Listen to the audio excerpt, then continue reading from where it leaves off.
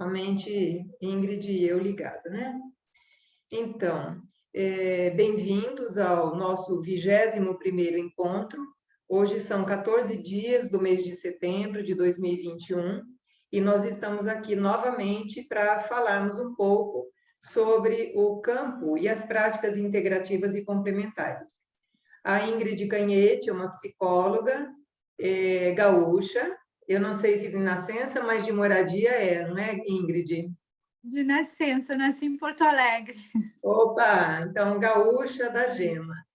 E a maioria das pessoas está aqui em Uberlândia, mas nós temos algumas pessoas em Ribeirão Preto, nós temos pessoas no Recife, em São Paulo. Então, assim, temos uma mescla de pessoas aqui nesse grupo, alguns médicos, nós temos muitos biólogos, muitos terapeutas, tem pessoas da educação física, da odonto. Então, é um grupo, assim, muito seleto, muito especial, e nós estamos nos reunindo desde o dia 27 de abril deste ano.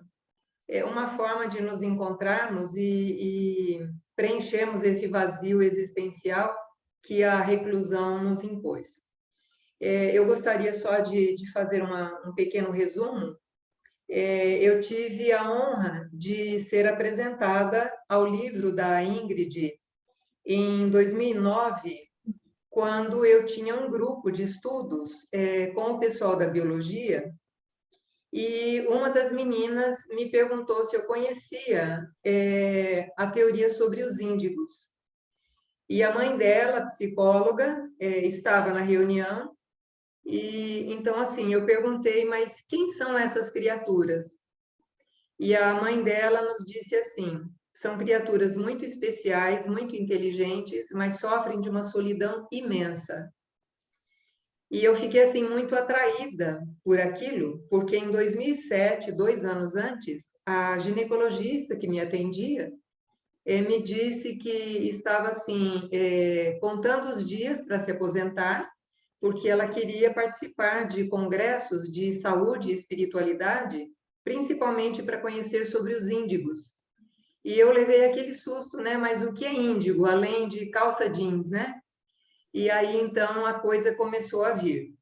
E quando eu li o seu livro, Adultos Índigos, a expressão que me veio, e até hoje reverbera assim muito forte, eu me senti explicada e redimida. Explicada porque, assim, era sempre um desconforto ser diferente no meio de tantas pessoas. E redimida porque eu sempre me autopunia por ser tão diferente, tão justiceira, tão encrenqueira, como era o batismo que minha mãe me dava, né? O carimbo que eu recebi. E eu não entendia isso porque eu achava que índigos só a partir de 72 é que deveriam ter nascido. E depois, me aprofundando sobre o assunto, eu vi que realmente eles chegam aos poucos para ir experimentando, ancorando a energia para vir os próximos. Então, assim, eu, nascida em 55, me senti índigo e explicada e redimida. Então, assim, eu agradeci no meu livro, inclusive eu acho que eu mandei um exemplar para você, e agradeço agora pessoalmente, na frente dessas pessoas queridas. Gratidão por você ter me aberto os olhos. E a palavra é sua. Muito obrigada mais uma Obrigada. vez. Muito obrigada. Eu vou só pedir licença que eu vou mudar a iluminação, que eu acho que essa aqui está muito forte. Aí vocês que estão assistindo, se quiserem lá no View colocar o speaker, aí aparece a Ingrid em primeiro plano e a gente fica de pano de fundo, ok? Então, muito obrigada, Marli. Uma boa noite a todos. Obrigada pela presença de todos. Eu agradeço sempre a oportunidade, né, de poder falar um pouco sobre esse trabalho que eu venho desenvolvendo já, esse especificamente voltado para a evolução humana, né, e por pesquisar, escrever e também atender, fazem 20 anos, né, muito embora a minha história seja bem mais longa, inclusive profissional.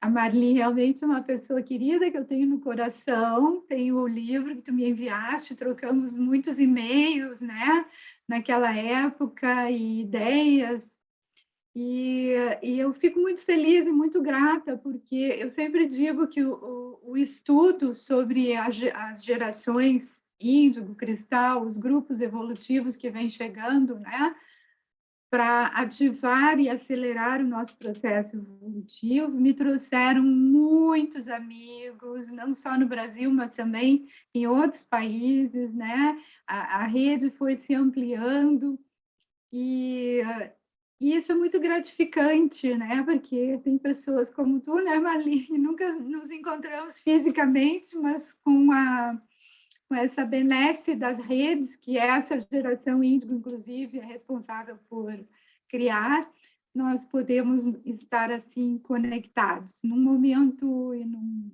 período tão crítico do nosso planeta, mas ao mesmo tempo tão promissor. É importante que a gente mantenha essa visão para o que vem em frente. Então, eu vou falar um pouquinho para vocês me conhecerem e, ao mesmo tempo, conhecerem a minha trajetória e como é que eu cheguei a começar a estudar esse assunto e como cheguei a escrever os livros, né? Que eu acho que, dessa forma, a gente vai falando sobre o assunto e contextualizando até chegar ao momento atual. Bem, eu sou realmente formada em psicologia, né? Originalmente, desde criança, muito pequena, assim como a Marli, eu fui uma criança realmente diferente. Na época eu não sabia, como provavelmente tu também não, né? A gente é criança e a gente acredita que tudo que a gente vê, que a gente percebe, os outros também veem e percebem dessa forma, né? Esse é o modo de ser criança. E eu, quando criança, o que eu lembro é que eu era uma criança assim muito atenta, muito observadora. Tenho memórias de mim quando eu era bebê, sei que isso não é tão comum, mas já encontrei algumas pessoas que também têm. Lembro de mim com meses, lembro claramente de fatos, de situações. E, e eu lembro de muito pequena eu ser observadora em relação aos adultos, com relação às crianças, né? Não só em relação a mim, mas outras crianças. E eu julgo que aí já estava a semente da minha missão principal aqui, porque eu sempre pensava como os adultos não entendem as crianças. E naquela época, eu tenho 61 anos, né? Naquela época, realmente, criança era algo que ficava em segundo plano ou terceiro, e que os adultos diziam coisas na frente da gente como se a gente não entendesse, não ouvisse. Então, eu escutava muito assim, pode falar que ela não entende, pode falar na frente dela que ela não entende, né? Esse tipo de coisa, que eu considerava um desrespeito, mas como criança eu ficava quieta e só observava e pensava, nossa, eu tenho que ajudar os adultos a entender e respeitar as crianças. Então, eu fui crescendo com essa ideia e com essa intenção. E na minha adolescência eu já buscava, eu sempre gostei muito de ler, né? E fui buscando sempre a leitura de coisas a ver com o comportamento humano, gostava muito de ler para a psicologia, coisas extras, além da psicologia, digamos, mais comum. E, e dessa forma, quando chegou a hora de fazer o vestibular, eu não tinha nenhuma dúvida, como o curso de parapsicologia não existia ainda, né? E não estava ao meu alcance, eu fui fazer psicologia. E no curso de psicologia, eu confesso para vocês assim que, ao mesmo tempo que eu estava realizando algo que eu sabia que tinha que realizar, né? Um curso bastante exigente, eu sentia que faltava algo, né? Sempre senti que faltava algo, me formei sentindo isso. E muitos anos depois eu vim a saber que nessa época estava recém sendo gerada, sendo criada a quarta escola da psicologia, que era a psicologia transpessoal, né? A partir ali da psicologia humanista, de Maslow, e Jung e tantos outros. Mas hoje eu entendo que era essa falta de um olhar mais amplo, de um olhar que visse o ser humano não apenas com os seus aspectos biológicos, mentais, psicológicos, mas que incluísse os seus aspectos espirituais, né? E tudo aquilo que muitas vezes dentro da psicologia mais tradicional não se encontrava uma explicação. Então, eu estou contextualizando para vocês verem que eu já vim numa caminhada de busca, né, desde sempre. E o meu objetivo era trabalhar com crianças, muito embora eu me apaixonei pelo trabalho em empresas, na psicologia organizacional eu encontrei um espaço muito interessante, então eu comecei a trabalhar nas duas áreas.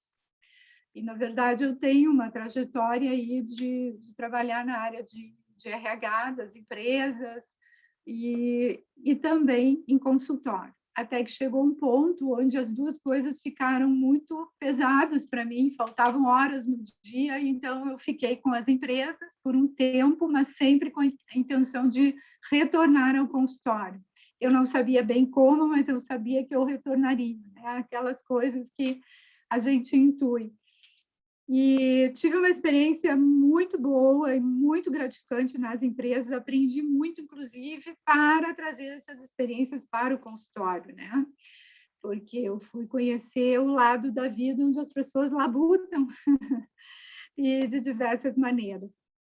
Fui, através do trabalho das empresas, fui levada a fazer um pós-graduação na área, depois um mestrado e a escrever o meu primeiro livro, que não foi sobre o tema da evolução humana, mas foi sobre o tema da qualidade de vida no trabalho e sobre a ginástica laboral, que veio a ser o primeiro livro no mundo escrito sobre esse assunto, e eu não sabia disso.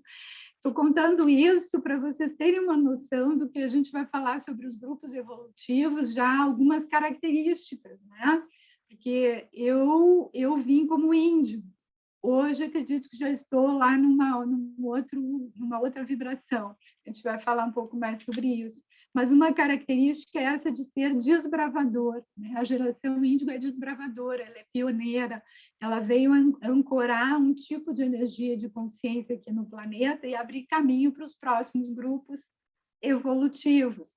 Então, sempre tudo que eu escrevi, tudo que eu fiz, depois que eu fazia, eu notava que muita gente não entendia, eu ficava olhando e achando que aquilo era meio fora, né?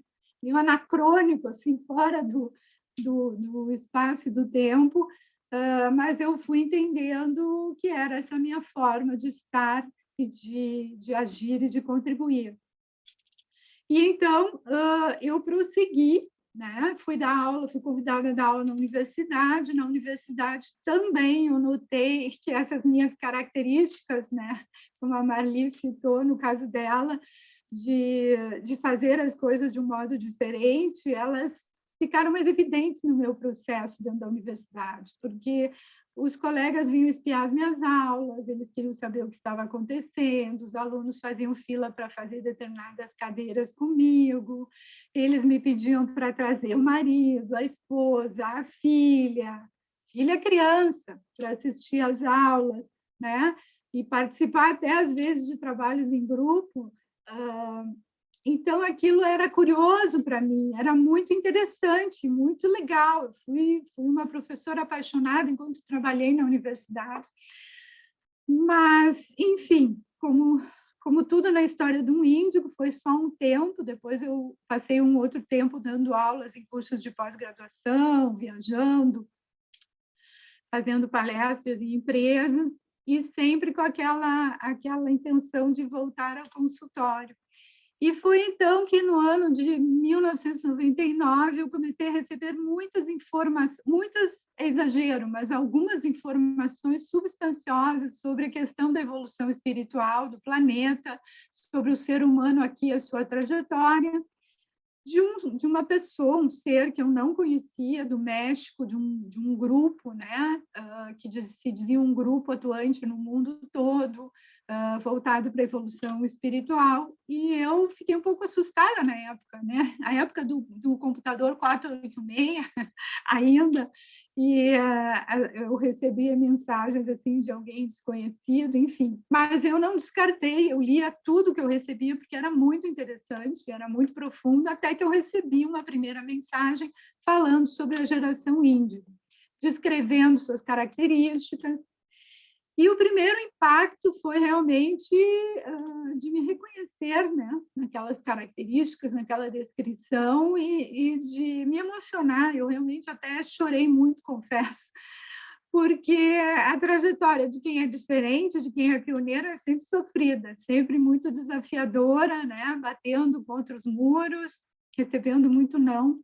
Então, esse foi o primeiro impacto. A partir desse primeiro impacto, eu comecei a buscar mais informações que eram escassas, mas o universo, de uma maneira bela, né, e sábia, acabou me colocando em contato com pessoas de 9 países aqui da América do Sul, e nós formamos uma rede, a Rede Latino-Americana de Estudos sobre os Índigos, onde a gente tinha antropólogos, psicólogos, terapeutas, médicos, enfim, pessoas de várias áreas, como nós estamos aqui participando. E fizemos um mutirão durante alguns anos, buscando informações, que, como eu disse, ainda eram escassas, mas havia um livro do Lee Carroll nos Estados Unidos, que só estava em inglês, eu mandei buscar, havia um filme, também só em inglês, que eu mandei buscar, e cada um, assim, foi buscando seus materiais, e eu conheci uma pessoa chamada Noémie Paimal, que é uma antropóloga francesa, que estava radicada no Equador, para fins de estudar essas gerações e com um foco muito voltado no processo de educação, que depois se consolidou bem mais. Ela depois mudou para a Bolívia, continuando seus estudos, ficamos muito amigas até hoje, e ela criou digamos, um movimento, uma corrente voltada para a educação das novas gerações, que se chama Pedagogia 3000. Tem site, tem livros, ela viaja o mundo inteiro fazendo capacitações aí para pais, professores, e, enfim, foi um dos frutos dessa rede de estudos, né? E também, na época, eles fizeram um livro, né, com a colaboração de vários profissionais, e depois, já com a Pedagogia 3000, fizeram um outro livro com a participação de profissionais de 35 países, eu, inclusive, com artigos voltados para esse processo evolutivo. Bom, e aí, a partir disso, então, eu comecei a buscar, a pesquisar, com a colaboração desse grupo, até que tinha uma espécie de voz que me dizia: escreve um livro. E algumas pessoas com quem eu compartilhei, amigos, colegas próximos, né, pais, começaram a me pedir para escrever, porque aquele assunto era realmente muito interessante e eles estavam se identificando pessoalmente, os adultos, né, e depois começando a identificar as crianças. E foi aí, então, que eu escrevi o primeiro livro, que hoje já teve várias edições, eu vou mostrar para vocês, só para a gente ir caminhando juntos, que é o Crianças Índigo. A primeira edição que eu fiz foi uma edição do autor, porque, como o tema era muito novo, era difícil conseguir editora, e também eu sentia assim, que era urgente eu publicar, né? Eu fiz várias edições por conta própria, até que uma editora de São Paulo me procurou, e posteriormente uma editora de Porto Alegre, que é a minha atual editora há 10 anos, que é a Besouro Box.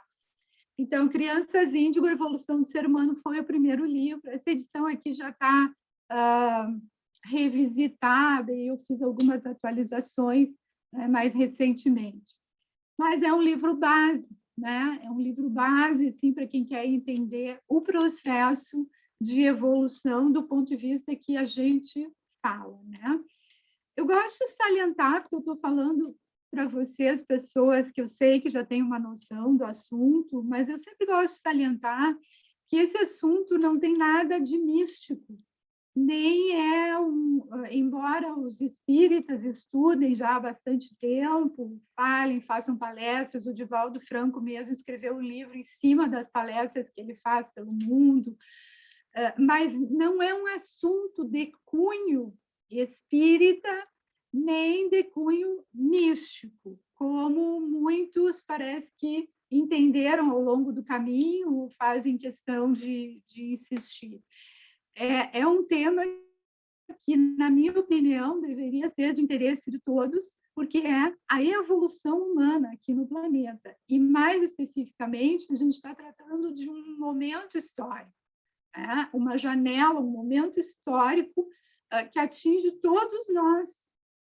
Porque, vejam bem, eu vou mostrar aqui um livro que não é meu, mas é um livro que eu estou desbravando ainda, porque ele só tem em inglês, que é do cientista Greg Braden, que talvez muitos de vocês conheçam. Ele tem várias outras obras fantásticas, maravilhosas, acompanho o estudo dele já há muitíssimos anos.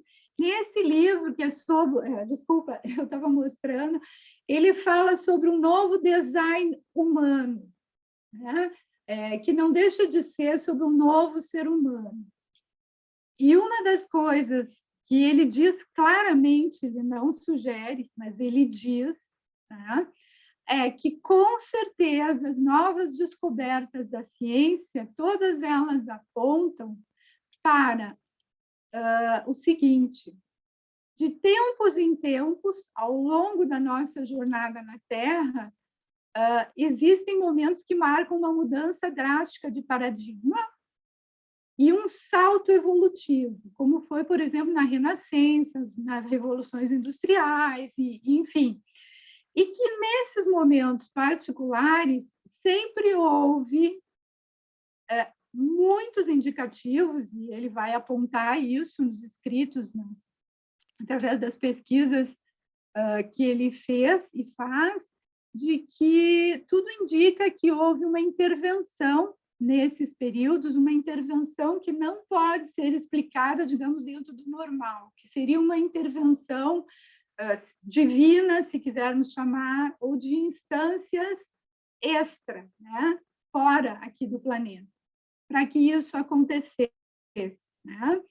Eu já li, por exemplo, a respeito, como se houvessem transferências de genes, né? E que nessa época, então, nasceriam, como nasceram, pessoas proeminentes nas suas áreas de estudo, na ciência, né? Nas artes, na medicina, enfim, que naquela época nasceram num certo número capaz de provocar aquele salto evolutivo e uma mudança de paradigma. Eu, Ingrid, particularmente, acredito que nós estamos vivendo um momento assim agora, certo? E esse momento, não por acaso, culmina com o chamado programa, que é um programa para a Terra, chamado Transição Planetária, né? Então, existe um plano, Deus não joga dados, Einstein já dizia isso, existe um plano para nós, para a humanidade, para o nosso planeta, né? Então, embora a gente esteja vivendo um momento muito caótico, um momento contundente e até confuso para muitas pessoas, esse momento ele já era previsto dentro do programa de evolução do planeta. E já era previsto que, nesse período, começariam a chegar almas, né, seres com vários dons e capacidades ativados para nos ajudar a acelerar o processo de dar um salto evolutivo, um salto quântico, na direção do nosso próximo estágio evolutivo, né? Porque há quem diga, e eu acredito, por tudo que eu já li, já estudei, que a gente estava muito atrasado no nosso processo. Então, esses seres, esses chamados grupos evolutivos, começaram a chegar.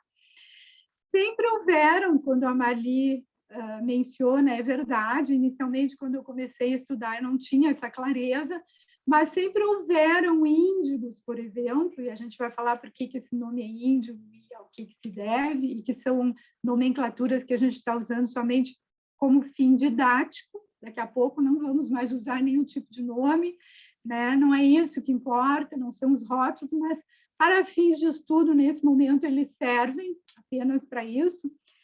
Então, sempre houveram diversos grupos evolutivos povoando a Terra. Eu sei que a Marli estuda, já apresentou para vocês, né, os grupos de raças raízes, enfim, eu não vou entrar nisso, mas há uma correspondência, sem dúvida. E o que acontece? A gente vê que desde 1800, segundo os estudiosos apontam, né, e os estudos da gente, já haviam índigos na Terra, mas eles eram muito poucos. Então, pelos meus estudos, por exemplo, eu acredito que Van Gogh era um exemplo muito claro do que era ser um índigo numa época onde a energia era extremamente densa. Ele era um ser de uma sensibilidade, de uma amorosidade, de uma doação ao próximo através da sua arte, né? Mas ele foi totalmente incompreendido, nada é por acaso, foi sempre diagnosticado de várias coisas e de nada, porque nunca ninguém encaixou nenhum diagnóstico nele, era inteligentíssimo, falava idiomas, e produziu nos últimos 9 anos da sua vida vamos dizer assim, algo que é quase inimaginável, 800 quadros, né? Foi todo o legado que ele deixou nos últimos 9 anos da vida. Eu já li algumas biografias, vi todos os filmes sobre ele, porque gosto muito, e se vocês quiserem assistir entre os filmes disponíveis, eu acho que vale a pena assistir O Portal para a Eternidade. Quem não assistiu, é o filme mais recente sobre o Van Gogh, e o diretor é um pintor que eu acho que agrega aí um olhar e uma sensibilidade toda especial, e eu sugeriria que prestassem atenção no diálogo do padre com ele, quando o padre vai buscá-lo para retirar de um manicômio onde foi internado com camisa de força. Esse diálogo me parece assim, que caracteriza muito, muito várias características da geração índia, né? Que eu acredito que ele era um representante na época. E, no final, seu diálogo, um pouco antes de morrer, com o psiquiatra, que era amigo do irmão dele, que o abrigou nos últimos dias da sua vida. São 2 diálogos assim, que merecem.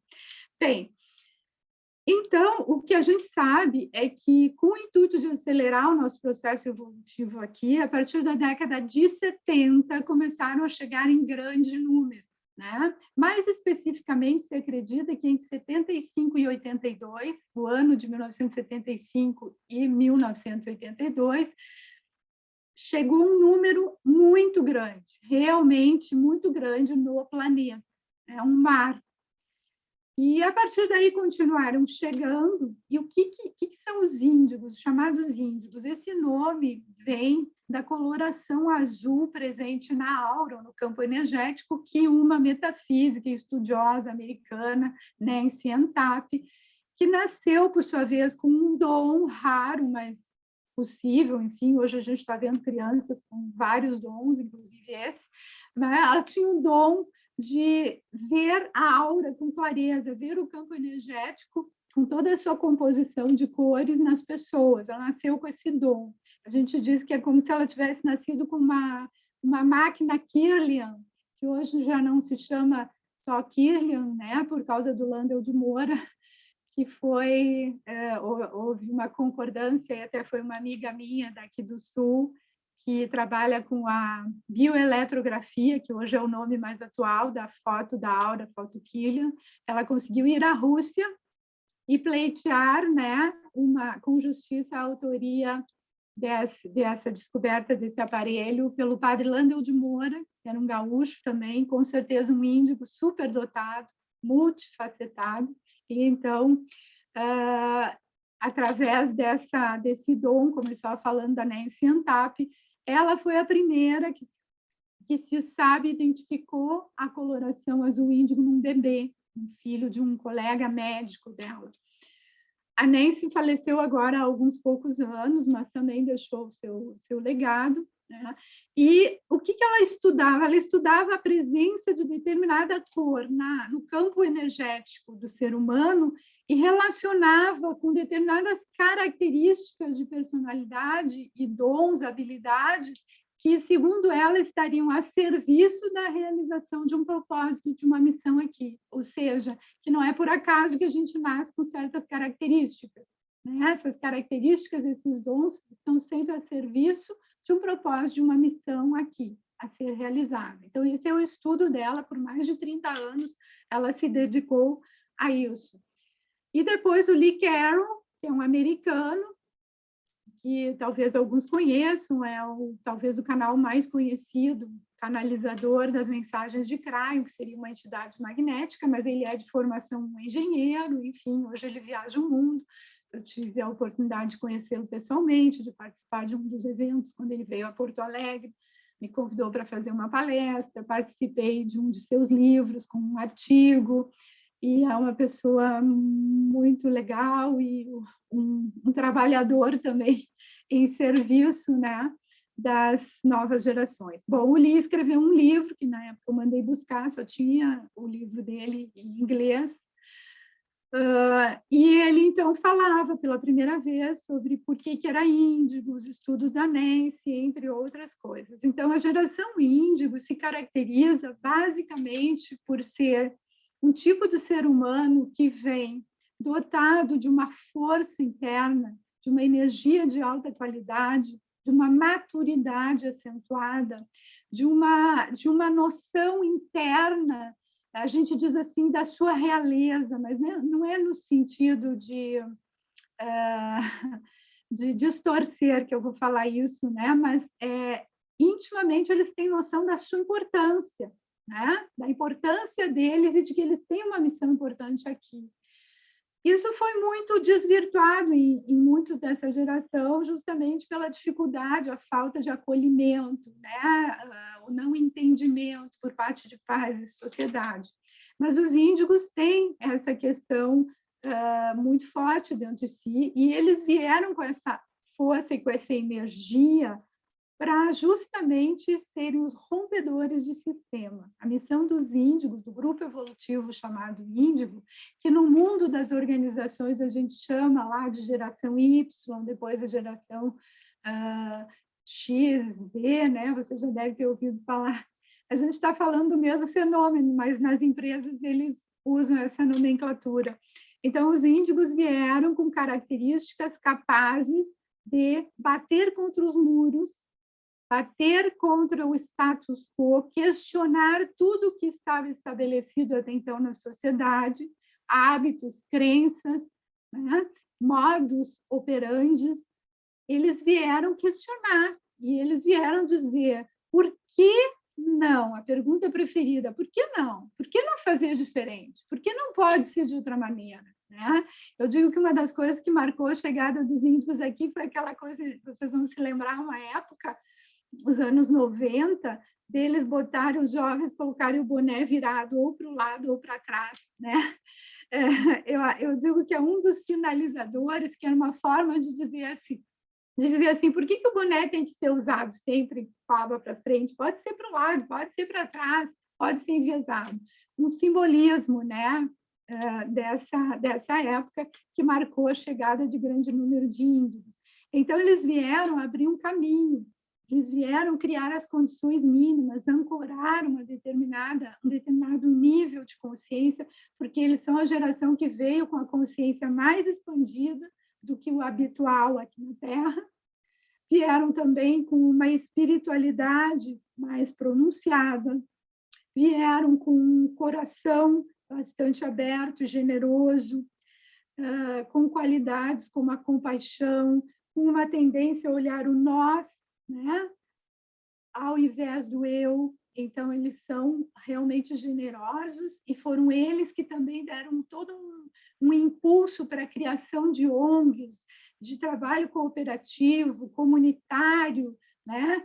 As questões ligadas à sustentabilidade, porque vieram também trazer esse olhar mais apurado de cura do planeta, de cuidados com a natureza, de reconectarmos-nos com a natureza, que é a nossa base de saúde, de equilíbrio e com quem nós somos um. Então, tudo isso foi a geração índigo que trouxe, assim como as redes, né? O avanço da internet, a criação das redes sociais, tudo isso por conta dessa geração, que também, com essa forma de atuar e de romper as barreiras, fez com que o poder se distribuísse. Eu lembro bem que eu dava aula na universidade e a gente falava sobre esses assuntos. Na época, a gente leu um dos livros do Alvin Toffler, né? Enfim, discutíamos muito essa questão. Na época, ainda não tínhamos, o celular era um tijolo, o primeiro celular que eu comprei, então não tínhamos todos esses recursos de hoje, ainda usávamos um retroprojetor, mas a gente já falava dessas tendências, né? Eu me lembro da gente ter Marco Aurélio Ferreira Viana, que era um palestrante assíduo lá na universidade, que é um futurólogo, participava de um grupo nos Estados Unidos, né, de estudos do futuro, e eu sempre me interessei. Então, essa geração veio, como eu disse, preparar o terreno, deixar um pouco menos denso, abrir uma clareira no meio da floresta, para que pudessem vir chegando outros grupos evolutivos. Então, na esteira dos Índicos, começaram a chegar os chamados cristais, né? Ou o grupo evolutivo cristal. A gente se refere a essa coloração também, né? Falando de vibração, porque nós somos energia, em essência, nós somos, né, energia, nós somos seres espirituais passando por uma experiência humana. Então, a coloração chamada índigo, grupo evolutivo denominado índigo, ele tem um determinado padrão de vibração na sua energia, que é mais sutil do que o grupo comum que estava aqui na Terra. Já os cristais vêm com uma vibração chamada cristal, ainda mais sutil, tem várias características em comum com os índigos, porque o processo evolutivo, eu sempre falo e gosto de ilustrar com a ideia de um espectro, né? O nosso processo evolutivo aqui na Terra é como se fosse um grande espectro, certo? Quer dizer, é aquela coisa do cristal que se abre nas cores do arco-íris, certo? Então, não há nenhum grupo que seja totalmente diferente do anterior, né? Há uma continuidade no processo evolutivo. Então, os cristais têm características em comum com os índigos, mas vão trazer também algumas características específicas. Assim como antes do grupo índigo haviam o grupo dos chamados violeta, né? Que tinham algumas características em comum com os índigos, mas tinham outras específicas, lá no início, lá na década de 60 e um pouco antes, enfim, que eram os que predominavam. Depois tivemos uma graduação dos violeta e índigo, já preparando a chegada dos puros índigos. É assim que o processo vai se dando, né? Não é com cisões, mas com uma continuidade e uma integração. Então, o grupo dos cristais, e a gente diz que hoje são os mais numerosos, os índigos e os cristais, que praticamente dominam a população que nasce hoje na Terra, é praticamente de índigos e cristais. Então, os cristais são chamados de pacificadores, que são aqueles seres, aquelas crianças, que eles vêm para ocupar o espaço criado pelos índigos e causar uma transformação ainda maior através da presença. Porque, vejam bem, todas essas gerações têm a mente quântica. O que significa a mente quântica? Nós somos energia, vibramos através de ondas, né? Então, a mente quântica, ela se comunica através de ondas muito mais rapidamente, transmite as informações de uma mente para outra muito mais rapidamente do que a palavra. Por isso que uma das características que chama atenção nas crianças índigo e mais ainda no grupo cristal é a telepatia. Eles são altamente telepáticos, por isso que nós vamos ver, estamos vendo, né, que muitas crianças falam mais tarde, vão falar bem mais tarde. E isso vem sendo confundido como sendo uma característica, uma patologia, né, e uma característica dos autistas, quando não, eles são altamente telepatas e a telepatia é uma forma de comunicação muito mais avançada. Então, eles só vão falar quando realmente isso for muito necessário, né? Geralmente, ou quando vão para a escola, ou enfim, dependendo da história de vida de cada um, quando eles sentirem a necessidade. Eu muitas vezes digo para os pais, vão explicando que aqui na Terra, agora eles estão aqui, que tem que falar, que a gente usa a palavra. Por quê? Porque a telepatia é muito mais rápida, muito mais avançada e não fica sujeita aos ruídos da comunicação falada. Tanto é que eu tenho, nesses anos todos, né, os pais que eu atendo e que eu recebo também muitos depoimentos e consultas, todos, quando a gente conversa sobre isso, eles se entendem perfeitamente com as crianças. não há dificuldade nenhuma de comunicação, né? Então, a telepatia, ela funciona. E essas crianças, como parte da sua missão aqui, elas vieram nos ajudar a acelerar a nossa evolução, elas vieram ativar em nós vários dons que nós temos em potencial em nós, mas que estão adormecidos, e um deles é a telepatia. É a capacidade de nos comunicarmos através da mente.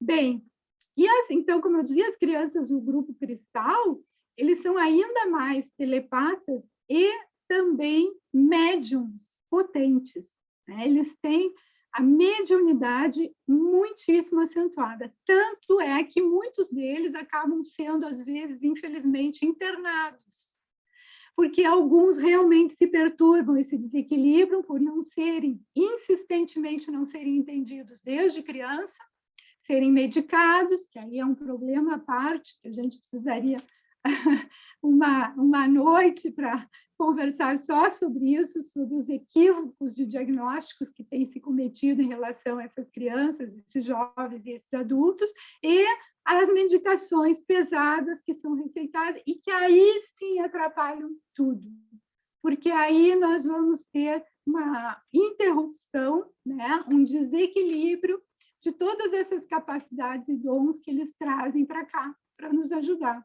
E então, esses seres, eu tenho, por exemplo, um ser dessa, que acredito que seja da vibração cristal, é um ser muito capacitado, que conversa comigo e me escreve, e ele está internado numa instituição, se não me engano, é no Ceará, porque a família não aguentou ele. E ele é altamente inteligente, altamente capacitado. Eu até mandei recentemente um livro de presente para ele, porque ele queria muito ler o meu livro mais recente, que é A Voz das Novas Mentes, que é um livro interessante para quem quer, assim, por exemplo, um livro que não precisa ler numa sequência, né? Eu fiz de propósito, são vários textos que ilustram, inclusive, alguns dos dons dessas gerações. Por isso, A Voz das Novas Mentes, diálogos transgeracionais interdimensionais. E eu acredito assim que eles sejam interessantes, né, para entrar um pouco nesse assunto das características e das novas formas de comunicar dessas gerações. Então, por ter uma mediunidade acentuada, por exemplo, eu atendo adultos hoje, acompanho, né, inclusive colegas, que tiveram uma infância onde eles tinham, em função dessa mediunidade, eles viam e se comunicavam com seres de outras dimensões e foram realmente, seriamente julgados e rejeitados pela família e obrigados a fazerem tratamento psiquiátrico e tomar medicações pesadas. E isso gerou sérios danos, né, a ponto de que hoje, adultos com 40 e tantos anos, alguns casos que eu acompanho, estão tentando se reorganizar, se reequilibrar e não enlouquecer de vez, né? Porque o que acontece? Quando nós temos dons e capacidades e um grau de energia muito elevado, contido em nós, que tem um propósito, ora, e nós somos um espírito encarnado. Então, esses dons estão relacionados a uma missão que não é puramente carnal, física, mas ela é essencialmente espiritual. Quando isso não é reconhecido em nós, não é aceito, e não somos ajudados a canalizar e a expressar esses dons e também a equilibrar esses dons dentro de nós, o caminho que se desenha é o desequilíbrio e muitas vezes aí sim entra a patologia, entra a loucura, né? Como uma forma extrema, vamos dizer assim, de desorganização e de falta de espaço para manifestar a essência do ser, certo? Até tem um livro que não é novo, que eu recomendo, já que aqui temos bastante médicos terapeutas, que é o livro do Stanislav Grof, que é um dos organizadores, que se chama Emergência Espiritual. É um livro eu julgo muito importante. Eu acho que todos nós, especialmente quem trabalha na área de saúde, terapias, tinha que ler, porque ele fala dessa questão das experiências, né, do ser que precisa manifestar a sua espiritualidade, não tem nada a ver com religião aqui, né? E quando ele não consegue alcançar esses caminhos, essas possibilidades, o que pode acontecer? Então, acontecem essas experiências chamadas de emergência espiritual, que, se não forem bem compreendidas, também vão ser mal interpretadas, maltratadas, e vão ser suprimidas através de medicação, o que só vai piorar ainda mais o problema e a situação. Bom, então, falando dos cristais, eu escrevi, então, posteriormente, um livro chamado Crianças Cristal, a transformação do ser humano, onde a gente vai encontrar, como eu disse, algumas características em comum com o grupo dos índigos, mas também várias e várias características diferenciadas.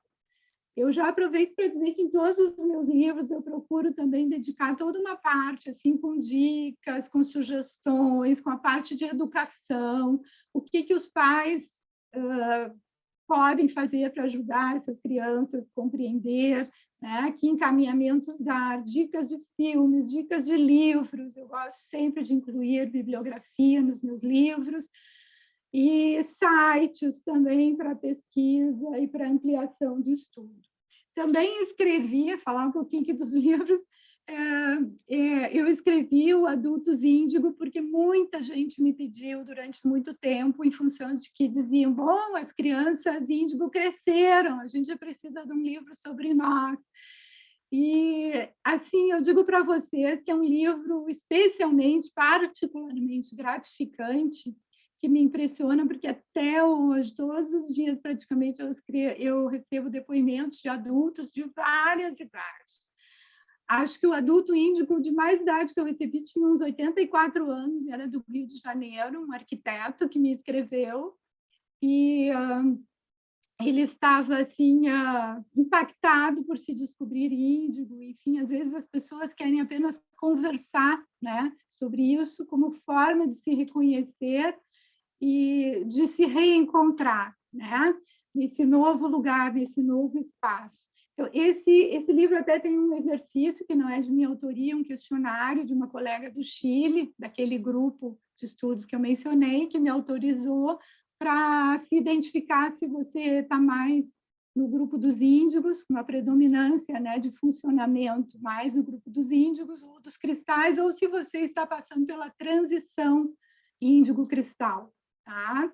É um livro bem interessante, que as pessoas me escrevem e dizem, não preciso falar nada de mim, porque tu me descreveste nesse livro. Tá? Então, também recomendo, muitos terapeutas já têm indicado esse livro, às vezes, como forma de ajuda, né, de colaboração no processo terapêutico dos seus pacientes, dos seus clientes, né?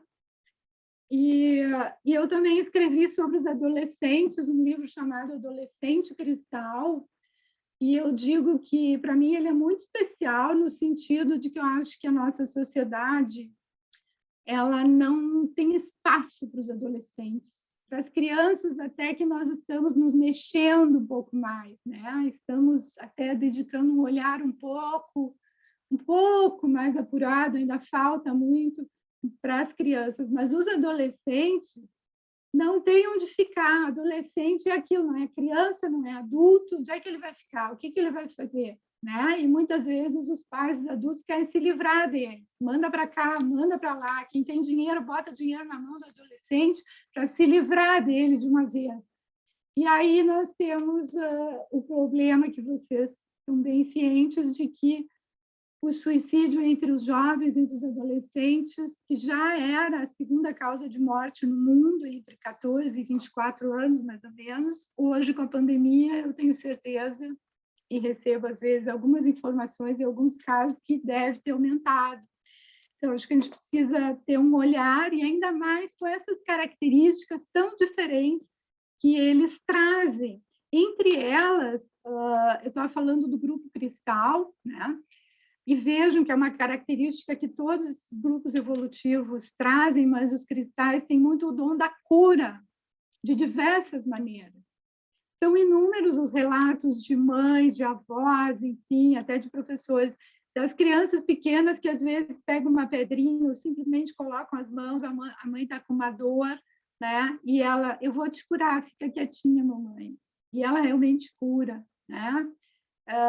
Tem crianças que enxergam dentro, claro, não são todas, mas tem diversos dons, enxergam dentro do corpo humano, enxergam todos os órgãos, percebem se tem problemas, se tem doenças. Mundialmente ficou famoso um jovem desse grupo aí dos Índigo Cristal, Boriska, que hoje já é com certeza um jovem, mas ele ficou famoso no mundo porque ele, desde pequeno, a mãe saía com ele na rua e até se constrangia, porque ele passava por uma pessoa e ele fazia leitura e fazia a mãe parar. E ele era pequenininho e ele queria dizer para a pessoa tudo que ele estava vendo, fez inúmeros diagnósticos e ajudou até a salvar vidas. E contava também das suas origens, que ele veio de Marte, contou sobre as guerras entre os planetas, enfim, mas são exemplos, né? A gente também tem um outro menino que ficou famoso aí nos últimos 20 anos, agora com certeza já é um jovem, o Akri, um menino indiano, que se tornou, se não me engano, o médico mais jovem, né? Porque ele nasceu tão capacitado para a área da medicina e com todos os dons, e ele dizia, se não me engano, que ele já tinha até a cura para o câncer, enfim, são prodígios. Nós temos a Akiane, que é um ser cristal, que nasceu nos Estados Unidos, mas ela é descendente, se não me engano, de ucranianos, e desde os 3 anos de idade ela levantava de madrugada para desenhar e pintar. Ela acabou convertendo os pais, né? Eles não tinham fé nenhuma e ela era muito fervorosa, e ela faz pinturas belíssimas, belíssimas. Hoje ela vende os quadros por uma fortuna, mas ela, com certeza, não estava pintando por isso. Tem um documentário que vocês podem encontrar hoje, felizmente, com legenda em português, que se chama Indigo Evolution, que é muito ilustrativo de tudo que nós estamos conversando. Foi um documentário produzido, se não me engano, nos Estados Unidos também. E lá vai aparecer a Kiane com 10 anos de idade. Hoje ela é uma moça linda, continua pintando, mas lá ela já revela, além de mostrar quadros maravilhosos, ela revela que ela estava sendo acionada por Deus para começar a escrever poesias também. Né? Existe um quadro muito famoso dela, que eu até tenho na tela do meu celular, que ficou famoso mundialmente, que é da imagem de Jesus que ela procurava. Não sei se vocês vão conseguir enxergar aqui, ó. Já viram esse quadro, essa pintura? Aqui a qualidade não fica tão boa, mas procurem na internet a Kiane Kramaric, com K. E ela contava que ela esperou 1 ano para conseguir alcançar o olhar de Jesus. E que um dia bateu na porta um vendedor na casa dela, ela abriu a porta e olhou para ele, e ela disse, esse é o olhar que eu buscava. Então, ela completou a pintura, né? Uma pintura belíssima. Enfim, estou dando alguns exemplos mais famosos, mas nós estamos diante de gerações que são altamente dotadas. Hoje a gente diz que as gerações Índigo, Cristal e os outros grupos que estão chegando, eu estou nesse momento escrevendo um livro sobre o grupo evolutivo dos arco-íris e dos diamantes, que estão chegando mais recentemente. Os arco-íris, provavelmente, são todos crianças ainda, né? Pelo menos de sua maioria, porque eles estão chegando a partir do ano 2000, mas mais realmente a partir do ano de 2010.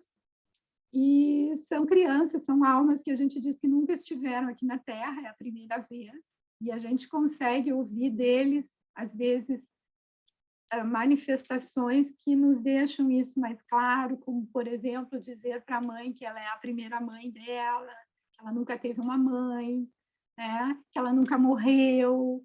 Então, algumas crianças que eu conheci, arco-íris, não muitas, porque nós não temos muitas ainda, elas estão chegando. E também elas não vão ser o grupo mais numeroso.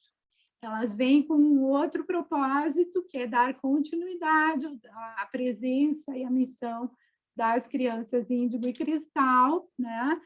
E vão trazer a frequência do arco-íris. Talvez vocês conheçam a profecia dos índios americanos, né? Antigas profecias que falavam de um tempo onde o planeta estaria morrendo, né? Onde os rios estariam poluídos, a Terra estaria realmente morrendo e chegariam os guerreiros do arco-íris, que a gente acredita que estavam se referindo justamente a esse grupo evolutivo que vem nesse final, que nós estamos já nos encaminhando para a parte final da transição planetária, né? E então cada um desses grupos vem para trazer uma determinada vibração, uma determinada energia, ancorar aqui e se conectar e continuar a missão dos grupos anteriores, né? E aí, por fim, os diamantes também, que ainda são bem poucos, que estão vindo depois dos arco-íris, mas, na verdade, já tem alguns aqui, já existe até um ou outro adulto diamante, porque assim como tinha lá em 1800, mas são poucos, né? São bem poucos. E eles vêm para fazer o fecho da nossa transição, o grupo chamado diamante, né? Que é posterior aos arco-íris. Bem, temos muita coisa para conversar. Aí faltou mostrar esse livro para vocês que eu fiz, que todos os pais teriam que ler, né? E também os terapeutas, que é voltado justamente para algumas reflexões que eu proponho para os pais, e inclusive quanto à vocação de ter pai e mãe ou não. Tem gente que não tem vocação, que seria muito melhor que não tivesse filhos, né? A gente economizaria muitos problemas, e como eu digo, tem tantas crianças no mundo, né? Se eu não tenho vocação para ser pai e mãe, talvez eu possa ser mais útil e contribuir muito mais para a cura planetária e da humanidade, auxiliando as crianças que já estão aí de outras formas. Então, é um livro que tem várias reflexões, dicas, orientações, e um aprofundamento sobre a questão, né, da paternidade e maternidade. E, bem, eu não sei se eu já não esgotei o meu tempo ali. Olha, Ingrid, assim, tem um comentário aqui pedindo para nós não controlarmos o tempo por deixar você livre para falar. Então, assim, as pessoas estão gostando muito daquilo que você está apresentando, e se você tiver mais alguma coisa para colocar de maneira urgente, porque você tem N coisas, né? A sua experiência é vastíssima. Eu vou Você colocar uma urgente. Então, se me permite. Na verdade, assim, duas, mas uma é bem rapidinho, eu não vou me aprofundar nela, que até tu tens a apresentação aí depois, se as pessoas quiserem, eu não me importo que tu forneça. Não está muito bonito o slide, porque eu fiz mais para fins dos meus estudos, aquele, que é sobre os tipos. Existem 4 tipos propostos pela Nancy Antap, que correspondem a 4 personalidades desses grupos evolutivos, né? Isso se aplica, até onde eu sei, para os índigos e também para os cristais. Sobre os arco-íris, eu não posso dizer ainda a mesma coisa, porque nós ainda estamos com eles aqui crianças, né? Então, nós vamos ter que nos debruçar, estudar, observar mais para poder falar. Mas, para índigos e cristais, se aplicam esses 4 tipos, que são o humanista, o artista, o conceitual e o interdimensional. Cada um desses tipos é uma personalidade, nenhuma delas é pura, mas sempre há uma que é predominante. Então, eu acho super importante para vocês que são médicos, terapeutas, enfim, professores, porque é uma forma da gente acompanhar o desenvolvimento da criança, do jovem, e de nos ajudar a compreender algumas tendências que ele apresenta desde criança, ao invés de julgar, de rotular, de criticar e de causar um impacto negativo no desenvolvimento dessa criança, certo? E dentro de cada um desses 4 tipos, existem os subtipos, né? E é importante que se diga, vai haver a predominância de um tipo, mas a gente vai encontrar características e tendências do outro tipo mescladas aí. Então, esse é um capítulo que está no livro Crianças Índigo, tá atualizado recentemente, que vale a pena vocês investigarem. E aí, o tópico urgentíssimo, que é a questão da educação, gente. A nossa educação, não apenas no Brasil, no mundo, a educação é muito arcaica. Nós aqui que estamos aqui, né, com a nossa idade, já sofremos com isso, porque ela é há muito tempo uma educação arcaica, fora das nossas necessidades, totalmente à parte das nossas necessidades como seres humanos em evolução. A educação ficou parada. Existem até algumas escolas que estão fazendo alguns movimentos, tentando, né? Mas acontece que nós vamos precisar mudar as bases da educação. Então, para falar o mínimo sobre isso, porque nós estamos tendo problemas seríssimos, gravíssimos, de crianças diagnosticadas pela própria escola, escolas que encaminham obrigatoriamente, constrangendo os pais e dizendo que o filho tem problema e que ele não vai continuar na escola se não levar para o psiquiatra, se não der a Ritalina, se não der o Concerta, o que eu considero um crime contra a infância e adolescência e considero um crime contra a saúde pública.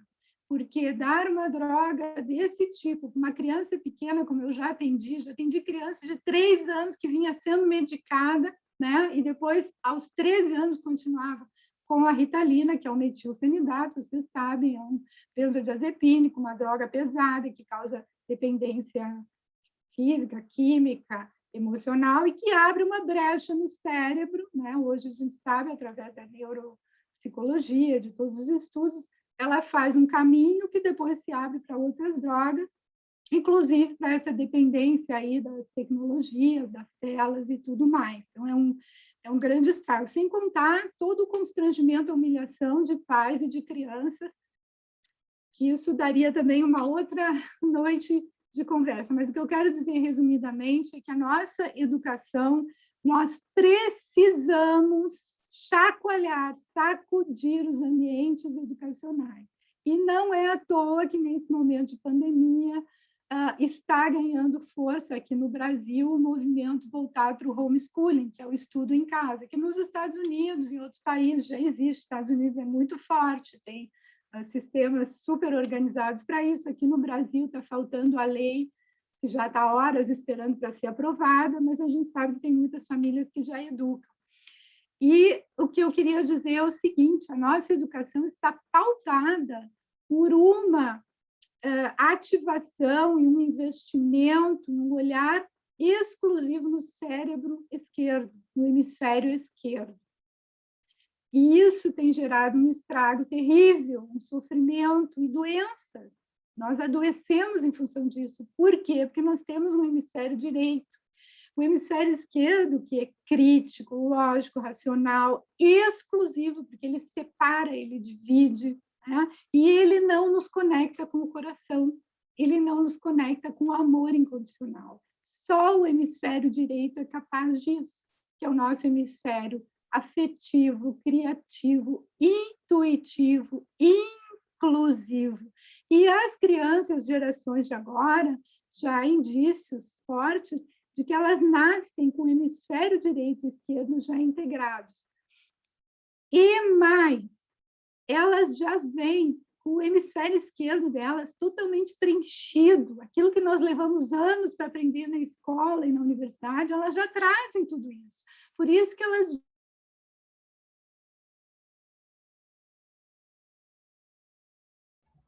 Deu uma paralisada aí. Isso. Vamos aguardar um minutinho. De lá coisas, informações que elas já sabem. O que elas precisam, que nós vamos precisar daqui para frente, é de uma educação que invista no hemisfério direito. O hemisfério esquerdo já está lá, pronto, cheinho, tá? Então, nós vamos investir no direito e aí as coisas vão se integrar e vai dar uma alavancada. E quem é que vai nos ajudar com isso? São as crianças, porque elas têm todo o conhecimento e informação. Então, o que nós precisamos é andar atrás das crianças, junto com as crianças, com um caderno e uma caneta, literalmente, e anotar tudo que elas nos dizem, perguntar para elas, registrar, observar, porque nós vamos precisar criar programas e plataformas educacionais com base e com foco no hemisfério direito. Tá?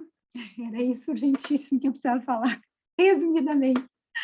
Nossa, é Muito, muita coisa, né, Ingrid? muito, Muita coisa. muito, É, muita coisa. aquilo que você falou, na verdade, as crianças já fizeram o download da história da Terra, né? Sim, sim. Então, assim, a Totalmente. informação técnica já está toda aí. É como naquele filme, não sei se vocês assistiram, O Quinto Elemento. Sim. A extraterrestre chega e rapidamente ela folheia informações e informações e aquilo lá tudo vem. E aí o quinto elemento é o amor, né? Então, assim, porque água, terra, o éter e o fogo, ok, agora falta o que para ligar, né? Então, essa geração veio para fazer a liga. E a gente realmente É, tem que ir atrás delas com canetinha na mão, né? exato. E sabe que tu falaste no filme e fizesse esse gestual e eu me lembrei o seguinte, ó.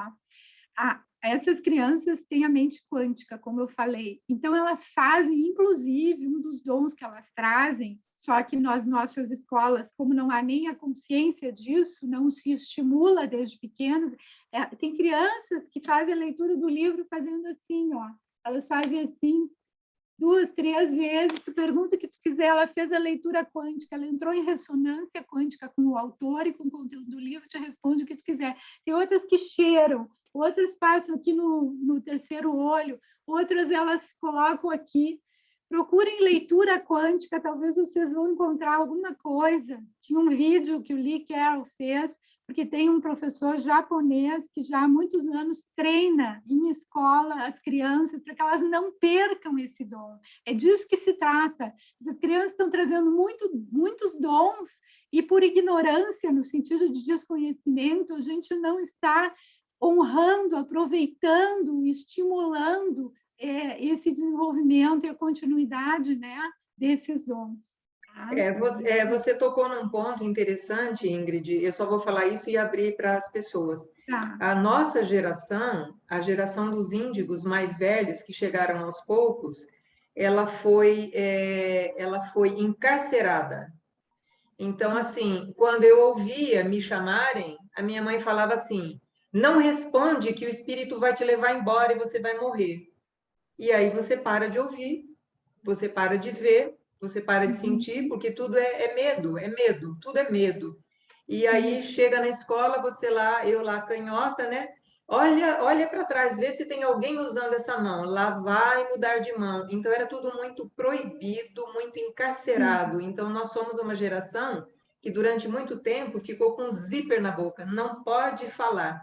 E a hora que a gente descobriu que podia sapatear, jogar tudo para o alto e fazer diferente, a gente se libertou. E aí deu liberdade para os próximos, né? Essa que é a questão, né? A gente conseguiu, de alguma forma, essa força interna para abrir porteira. Vai embora todo mundo, mostra quem vocês são. E agora a É, gente, como adulto, tem que amparar isso, né?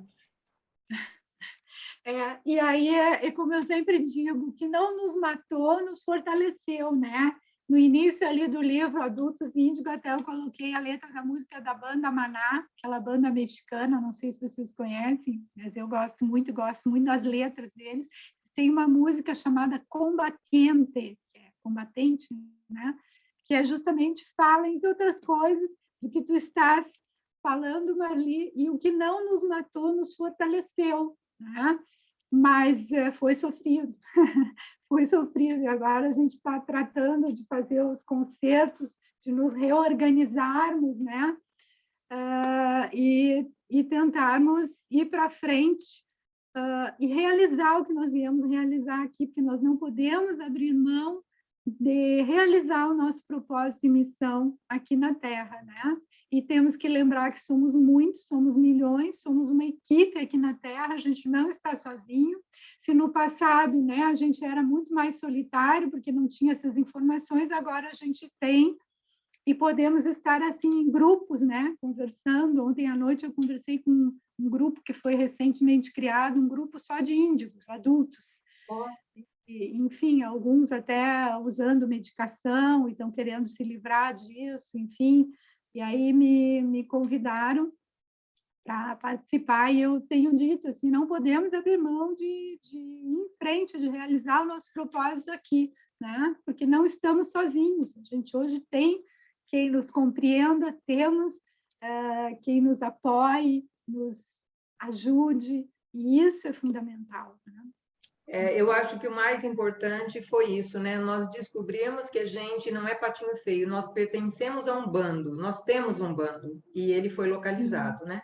Eu vou deixar em aberto, porque tem vários questionamentos aqui, né? A Carla mencionou, a Maria Inês mencionou, eu gostaria que vocês abrissem o microfone e fizessem as suas perguntas, aproveitando esse momento tão nobre que a gente está vivenciando agora. Boa noite. Obrigada pela sua palestra, Ingrid. Eu fiquei assim encantada com a fala. Tá? Então, assim, eu estou caminhando, começando essa jornada aí, e o comentário que eu tinha feito é que eu fiz o teste do seu livro, né, e deu assim, 30% índigo, 30% cristal. Então, pela interpretação, eu estou nessa fase de... Será que você poderia falar um pouquinho mais sobre isso? Que eu falei assim, meu Deus, que transição é essa? E assim, acaba que na minha vida hoje, eu sinto que eu estou nessa transição. Será que é essa transição que eu estou pensando da abertura, vamos dizer assim, da abertura da mente, de me abrir para o todo e não ficar dentro da casquinha da nós? É isso mesmo, Marinês, obrigada pela pergunta. Então, esse processo de transição, lembram que antes eu falei, né, que o processo de evolução, ele não é assim, um grupo, outro grupo, com características bem diferentes e separadas, mas é um gradiente, é um espectro, né?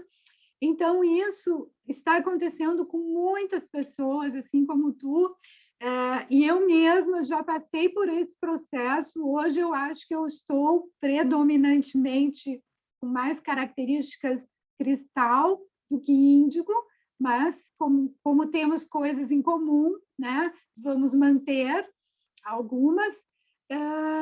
E o que acontece? Nesse processo da transição, a gente realmente vai ter alguns sintomas, como a gente diz, né? E entre esses sintomas, um deles é um aumento expressivo da sensibilidade. A sensibilidade que pode se manifestar de diversas maneiras. A sensibilidade, às vezes, ao toque dos tecidos. Certos tecidos a gente não suporta mais, parece que a gente vai ter que precisar mais de coisas de algodão. Certos tecidos sintéticos nos causam até irritação. Certos alimentos a gente, de repente, não suporta mais. Eu já não comia carne há bastante tempo, né? Mas tem pessoas que relatam que, de repente, de uma hora para outra, nessa transição, não pode mais nem sentir o cheiro da carne, né? Qualquer carne. E outras questões alimentares, começam a ter alergias, às vezes, coisa que não havia antes, alergia a alguns alimentos, né? Alergia à lactose, que em mim surgiu há uns anos atrás, eu descobri. Na verdade, acho que até talvez já tivesse a lactose desde criança, mas isso não era descoberto. E aí nos obrigam, e a gente aprende a tomar, né? E convive com os sintomas de quem tem uma alergia não identificada, mas essas alergias, elas podem aparecer. Distúrbios, não vamos chamar de distúrbios, mas dificuldades, mudanças no padrão de sono, são bem comuns de acontecer, acordar às 3 horas da manhã ou por volta das 3 horas da manhã e não entender por quê, e assim perder o sono totalmente, não saber o que fazer, né? Então, até a recomendação que a gente dá, assim, olha, aproveita esse momento, que diz que, inclusive, às 3 da manhã, no meio da madrugada, é quando os nossos guias estão mais disponíveis, né? Que tudo está silencioso. Então, aproveita para rezar, para fazer uma meditação. De repente, se não consegue estar inquieto na cama, faz uma caminhada por dentro de casa e vai fazendo uma meditação, né? Uma meditação simples, que pode ser simplesmente pegar uma palavra, paz, harmonia, e ficar com o foco da mente nessa palavra, nessa intenção, né? Não força o sono, porque isso vai gerar um estresse e uma irritação, né? Mas aproveita esse tempo. Em algum momento isso vai melhorar e vai passar. Um aumento da ansiedade também, né? A ansiedade, por quê? Porque várias mudanças começam a acontecer, inclusive no padrão vibratório, e é por isso que aparecem essas alergias, a sensibilidade. Porque o que acontece no processo evolutivo? Nosso DNA está sendo mais ativado. E o DNA sendo mais ativado, né, que é o que muitas das crianças já nascem com o DNA mais ativado, e eu não falei, algumas estão nascendo com o novo DNA, o novo código genético, que é o GNA. Então, ativar o nosso DNA implica em muitas mudanças profundas a nível de célula, de tecidos, de sistemas dentro do nosso corpo, que alguns sistemas estão sendo acordados, certo? E aí a gente se estranha. E então é importante a gente ter essa noção. Acalmar a ansiedade, uma das coisas que a gente recomenda é usar a valeriana, que é um fitoterápico, da onde se faz o Valium, né, a planta valeriana. Então, só a valeriana manipulada ajuda, acalma, às vezes ajuda até a conciliar o sono, quando acontece essa perda, né, e a gente, sei lá, tem que trabalhar no outro dia, enfim, a gente fica preocupado, né, como é que vai ser. Então, a valeriana, eu não sou médico, mas isso é receitado pela minha homeopata, já há mais tempo que eu uso.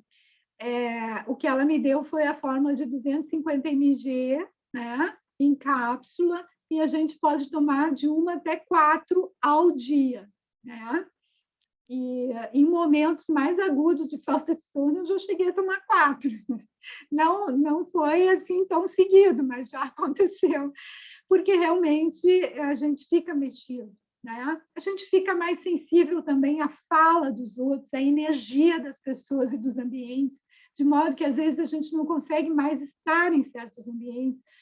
Às vezes, até nessa transição vai acontecer da gente, não é brigar, mas a gente se separar de algumas pessoas com quem a gente convivia, até às vezes amizades, assim, que a gente daqui a pouco se dá conta que não era tão amizade assim, ou que não conseguimos mais conciliar os valores e os interesses daquela pessoa, né? Então, isso tudo pode acontecer durante a transição.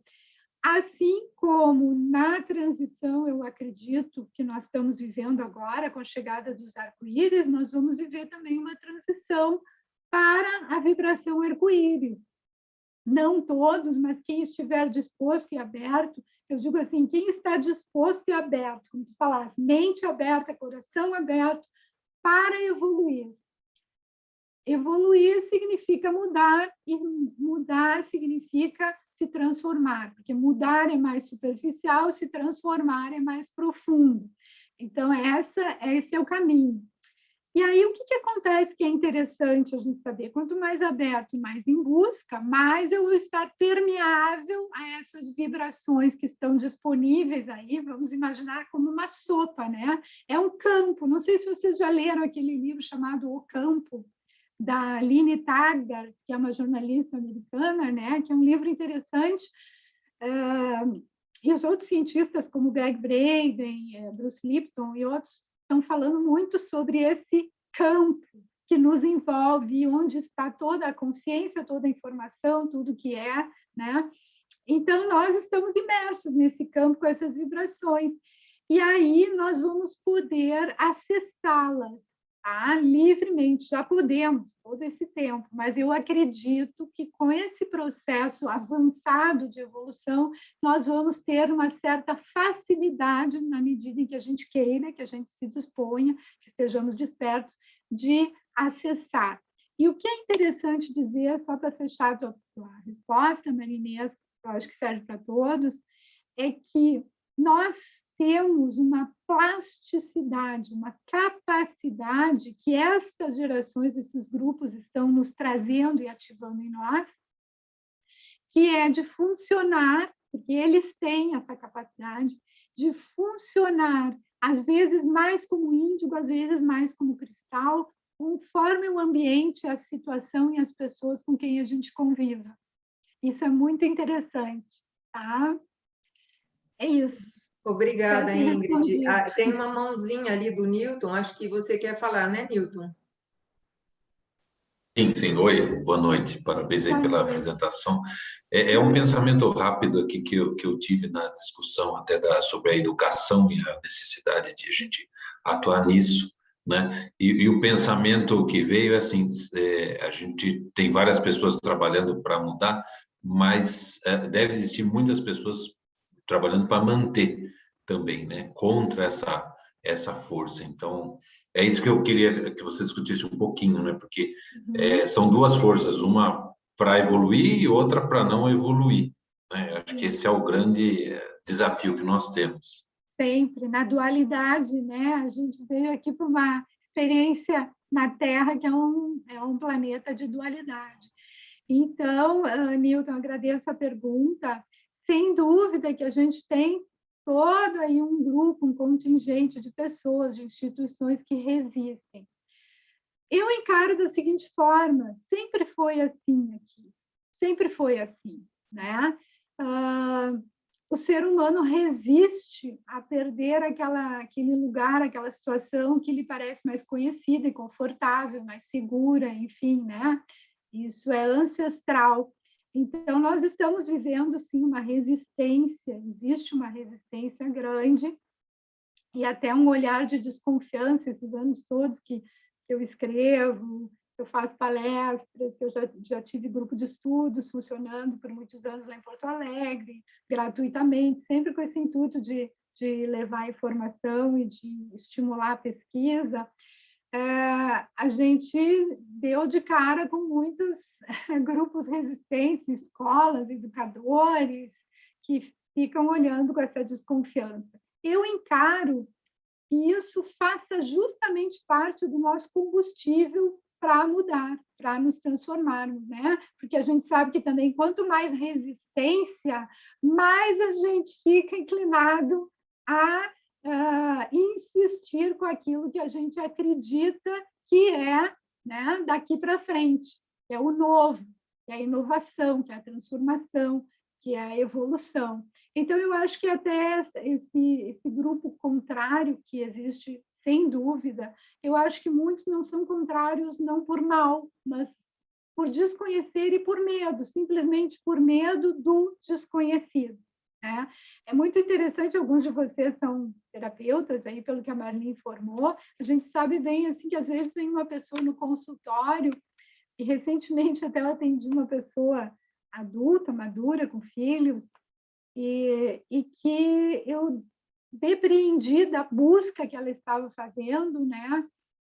Que ela estava querendo avançar justo nesse caminho de uma espiritualidade, de se abrir para a espiritualidade, de sentir. Ela chamou assim de sentir. Eu quero sentir mais. Eu estou muito no lado empreendedor, no lado prático, físico. Mas ela revelou um medo em relação a isso. Um medo. Eu quero, mas eu tenho medo. Então, eu acho que tem muitas pessoas que estão resistindo aí por causa desse medo, né? E é um medo, vamos dizer, até inconsciente, e um medo que vai naquela direção também. Bom, mas e se isso for bom? Porque o ser humano tem essa coisa, nós somos desligados por séculos da nossa origem, digamos, cósmica, né? Divina, enfim, nós fomos desconectados por séculos e séculos, né? Pela matrix do medo, né? E isso, então, está na nossa programação, e o que nós precisamos é atuar para nos desprogramarmos. Então, essas pessoas que estão mais fortemente, né, imbuídas e influenciadas pelo medo, elas realmente dão contra, fecham a porta, existem. Mas eu percebo nesses 20 anos, sinceramente, vamos dizer nem 20 anos, há 10 anos atrás, quando eu falava e fiz um grupo de estudos sobre índios, que as pessoas diziam índio e não entendiam, né? Eu vejo que houve um avanço e uma divulgação bastante grande do termo, de forma que nunca mais ninguém me perguntou se eu estava falando de índios, né? Todo mundo entende que é índigos e já leu pelo menos alguma frasezinha, alguma coisinha, já ouviu falar na escola do filho, ou na casa espírita. Então, eu vejo que houve um avanço, uma divulgação bastante grande. Agora, o que a gente precisa é continuar. E apesar, mas ao mesmo tempo, que bom que tem essa resistência para nos impulsionar. Eu acho que é uma alavanca, né? É assim que eu estou entendendo.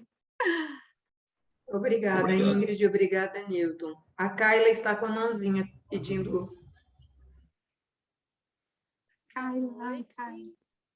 Obrigada, Ingrid, por compartilhar seus conhecimentos conosco. A minha dúvida é a seguinte, me perdoe porque eu não entendo muito sobre o assunto, é uma coisa ou outra que eu acho para ler. Quando eu procuro informações sobre os cristais, eu encontro aquilo que você explicou, são pacificadores, aqueles que vieram auxiliar a humanidade numa transição, possuem esse poder de cura, essas habilidades de cura. Mas eu conheço cristais que têm todas as características que a gente conhece, que a gente encontra, né, sobre os cristais. São muito empáticos, têm muita empatia, possuem essas habilidades de cura, mas que definitivamente estão aqui pelo planeta e não pela humanidade em si.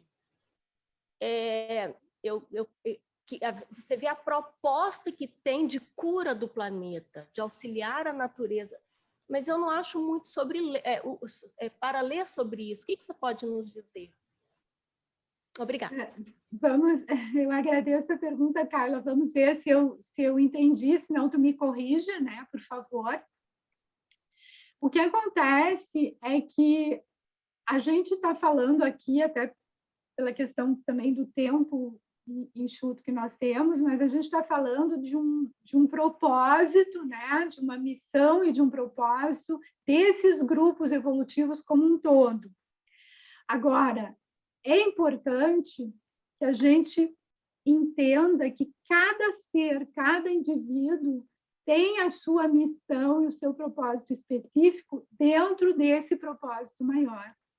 Então, nós vamos encontrar, sim, crianças índigo, cristal, que estão mais focadas num tipo de missão, né? E isso até tem a ver, inclusive, com o que eu falei antes dos tipos.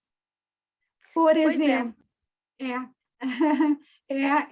então, o humanista, o tipo humanista, a personalidade humanista, vai ser aquele... Depois, se vocês quiserem, a Marli pode até passar o material para vocês, mas o humanista, ele vai ser aquele, assim, ó, que ele é mais numeroso, é o grupo, dentro do grupo de índigos e de cristais, é o que vem em maior número, e eu acredito que também é com um propósito. Eles são aqueles que têm uma facilidade enorme para se relacionar, para se comunicar. São aquelas crianças que, desde pequenininhas, elas fazem pontes entre os adultos e as outras crianças, né? Eu tenho um exemplo que eu acho muito querido, assim, muito engraçadinho, que uma vez uma mãe me contou, que o filho dela, que já era uma criança que ela percebia que era diferente, tinha 4 aninhos, e ela levou para uma escola infantil lá em Porto Alegre. Ela tinha que trabalhar, e ela ficou com certo receio, porque ela sabia, ela conhecia o menino, ele era bastante ativo, né? Que, aliás, é uma outra característica dos humanistas, e não é patologia, eles são superativos, hiperativos, a serviço de realizar o seu propósito, eles precisam ser assim, né? Então, esse menino chegava na escolinha e as tias das escolas geralmente querem que as crianças fiquem sentadinhas, quietinhas, aquela coisa que já é um problema, né? Mas ele não ficava. Ele chegava na escola, largava ali a sua mochilinha E ele levantava e ia por toda a sala para dar um bom dia para cada coleguinha. Aí ele saía da porta da sala dele, passava por toda a escola e em cada sala dar um bom dia para as tias das outras salas e para as crianças das outras salas. Aí ele voltava e aí sim, então ele sentava no lugarzinho dele. E graças a Deus, me contou essa mãe, que essa professora, ela teve a sensibilidade, né, de enxergar, de entender e de respeitar. Então, ele estava se dando bem na escolinha com essa compreensão. Então, cada um, eu estou dando esse exemplo assim, cada um vem com certos dons e capacidades e com um tipo, com uma personalidade, porque vai se voltar para uma missão específica. Então, nós temos, por exemplo, então, o humanista, como eu falei, ele vai se dedicar a profissões humanas, de atendimento, relacionamento com os outros, médico, enfermeiro, professor, advogado, enfim, todas as profissões que ele vai ter muita interação com as questões humanas. Aí tu falaste, né, que tu vê crianças que se mostram assim com o foco na cura do planeta, e realmente nós vamos encontrar biólogos, nós vamos encontrar, né, diversas profissões e pessoas, às vezes até que não têm formação universitária, mas que desde jovens eles querem se dedicar à cura do planeta. Eu atendi um menino, especificamente, que eu estou me lembrando, que até foi curioso, porque ele queria ser biólogo, ele tinha 11 anos, desenhava divinamente, mas tinha uma dificuldade de cumprir as tarefas da escola, já por esses motivos que nós falamos aqui. E aí eu comecei a perguntar de missão, comecei a explorar esse assunto com ele, e fiquei assim impressionada com a clareza daquele menino, porque é isso que eu também quero dizer para vocês. Essas crianças, nós precisamos criar canais de comunicação e fazer, como eu digo, as perguntas certas, que ninguém faz. Às vezes passa uma vida e ninguém faz, porque no meu consultório, muitas vezes os pais ficaram de queixo caído, que a criança revelava coisas que eles nem sequer suspeitavam. Então, esse menino, por exemplo, ele disse que queria ser biólogo, ele não queria ser biólogo marinho, embora ele tivesse pensado, porque ele tinha medo. Ele não disse assim claramente medo, mas na conversa eu pude perceber, né? E aí eu fui desenvolver com ele para saber que medo era esse. E aí ele disse que ele não queria morrer, olha só, ele não queria ser biólogo marinho porque tinha mais risco, e ele não queria correr o risco de morrer e ter que voltar a ser criança de novo aqui na Terra e passar por toda a infância de novo, para depois poder realizar a missão dele, que era de ajudar a cuidar dos animais e das plantas do planeta, enfim, aí ele me contou isso, né? Então, nós temos, por exemplo, o grupo dos conceituais, que vão ser aquelas crianças que muitas vezes são taxadas de autistas até antes de qualquer outro tipo. Por quê? Porque são as crianças que normalmente não gostam muito do contato com outras crianças e com grupos.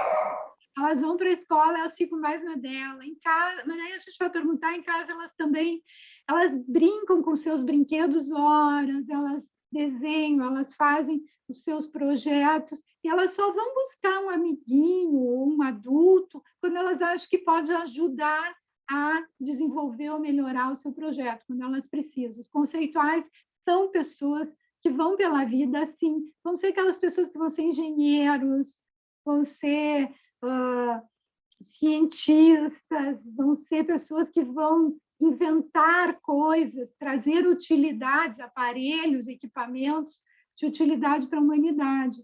Então, eles focam nisso, e eles precisam de silêncio, eles precisam ficar horas quietos.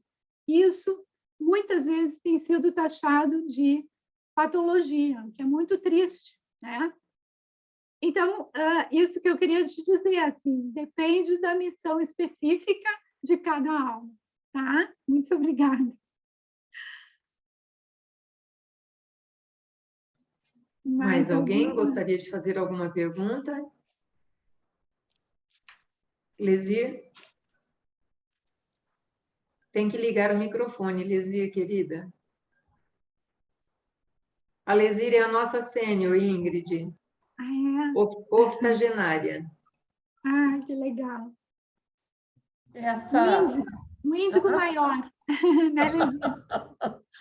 Não, eu estou cansada de ser índico, por enquanto. Ah, então vamos passar para o próximo. Cansada que eu ando num período que eu estou cansada disso. Mas sabe o que é? Eu gostei muito. Esses conhecimentos demoraram muito a chegar. Você vê, eu vou fazer esse ano 80 anos, nasci em 1941. Sim. Eu já nasci com uma mãe que devia ser índigo, ela me ajudou muito. Por exemplo, vocês têm falado muito em medo, né? Uhum. A minha mãe me criou desde pequenininha. Não tenha medo, minha filha, porque medo não ajuda a viver. Precisa ser prudente, mas medo não. Tanto é que, quando a gente tinha medo, ela fazia tudo para destruir ou esclarecer o medo, né? Tanto é que eu cresci muito atrevida. E eu não sabia que eu era atrevida. Eu fui perceber isso depois que eu fiz a faculdade, que eu entrei no direito. Na época também não usava, tinha quase mulher nenhuma. Quer dizer, tudo que eu fazia era diferente e eu não percebia, não.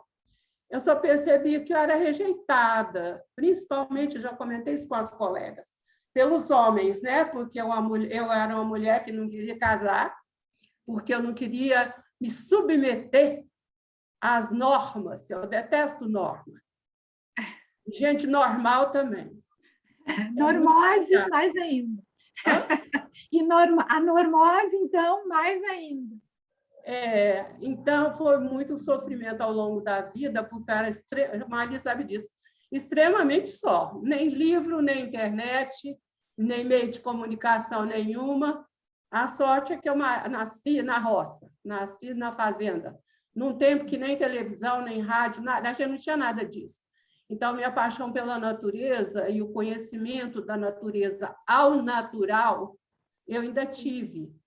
Então, eu sei avaliar, e depois disso eu fiz mestrado, doutorado na área da natureza, de solos, estudo do solo, matéria orgânica no solo, como é que essa matéria orgânica volta para a vida, como é que alimenta de novo a vida. Eu sou apaixonada pela natureza. E eu conheci a natureza sem poluição, sem sujeira, sem nada disso. É tão bonito, é tão maravilhoso, que para mim hoje é muito sofrido. Só vou dar um exemplo. Por exemplo, o pessoal está falando que vai ter falta de energia elétrica, né? Por exemplo. Só que o homem moderno ficou tão esquisito, tão doido, tão perdido, que ele esqueceu que, para os rios se manterem correndo, precisa alimentar as nascentes. Você já viu alguém falar em nascente? Não fala nunca. Eles acham que o rio nasce pronto, que a manutenção dele não necessita de todo o ciclo da água, que a gente tem que cuidar do ciclo inteiro. Não, aí faz curso. Eu tenho um em moda, que é a gestor de águas. Eu falei com um aluno meu que fez isso. Falei, daqui uns dias você vai ter nada para gerir, você vai ter que criar água. Não vai ter. Por quê? Porque as pessoas são incapazes sempre de ver o começo, a causa das coisas. E esse encantamento pela natureza, toda criança geralmente tem, mas vai perdendo ao longo da escola, ao longo da educação na família, que só olha o lado financeiro, se você ganha dinheiro, se você fica rico, se você tem sucesso na vida, né? No meu tempo, inclusive, quando falava assim, o fulano casou bem, podia saber que a moça era rica. Meu pai, por exemplo, na época era fazendeiro de cerrado, e cerrado não tinha valor econômico nenhum, hoje tem demais. Mas ainda não existia nem adubação e nem veneno na lavoura. Essas duas coisas não existiam ainda. Então, como eu era moça, filha de fazendeiro de cerrado, por exemplo, eu não tinha saído no mercado matrimonial, né? Porque meu pai era pobre. Isso tudo já existiu. Então, quando eu vejo pessoas que teve outra vida, você teve uma vida bem diferente da minha, que teve essas oportunidades e está usando os seus dons, eu ultimamente fiz astrologia e sou uma boa astróloga. E na astrologia nós estamos num período importante. Nós estamos, depois de 160 anos, Netuno voltou ao signo que ele rege, que é Peixes.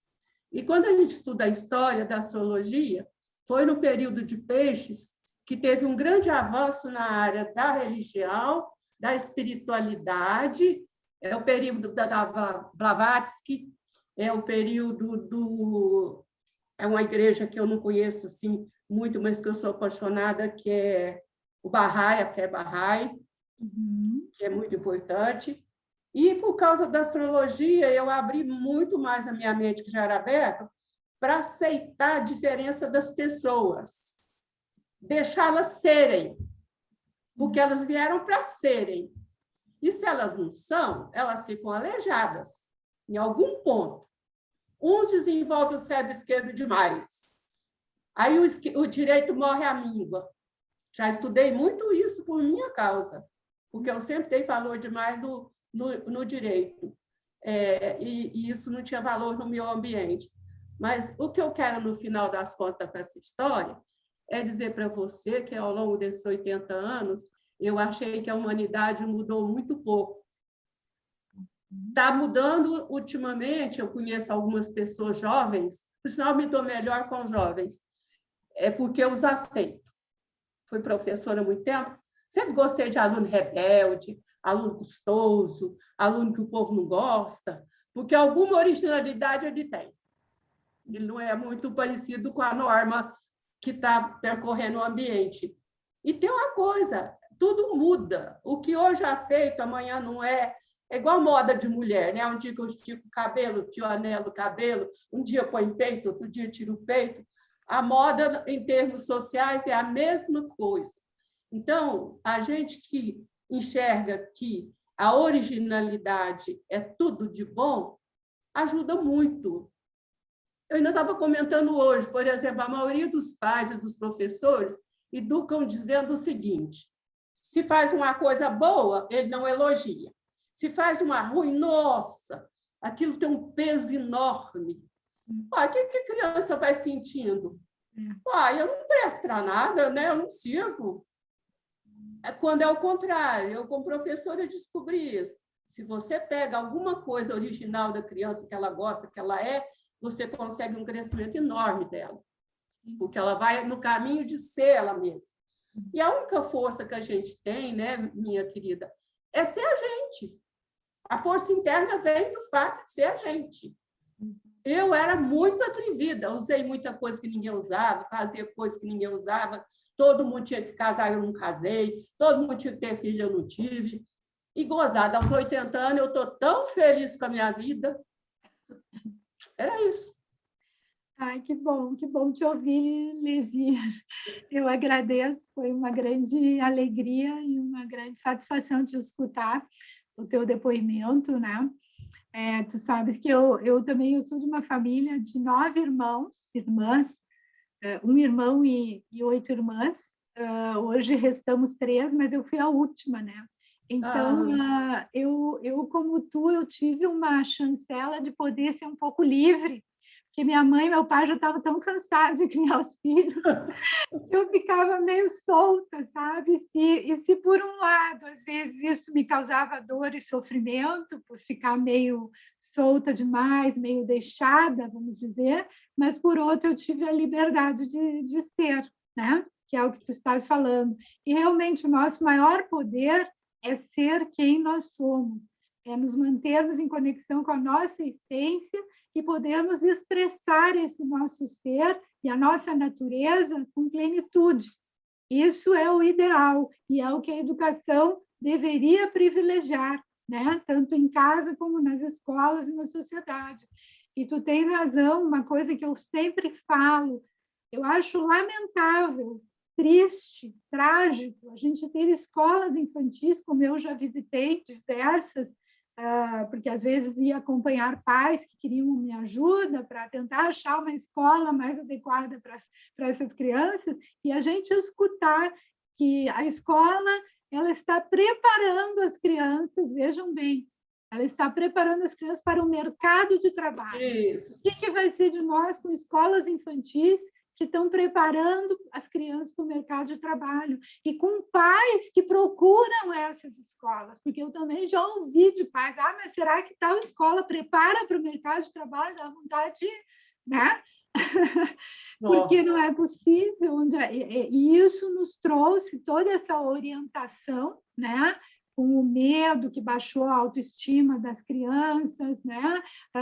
Essa falta de um olhar amoroso que contemple o ser por inteiro, que perceba a essência e as habilidades e as tendências de cada criança para poder facilitar, né, a sua expressão. Isso tudo, a falta disso nos trouxe até onde nós estamos.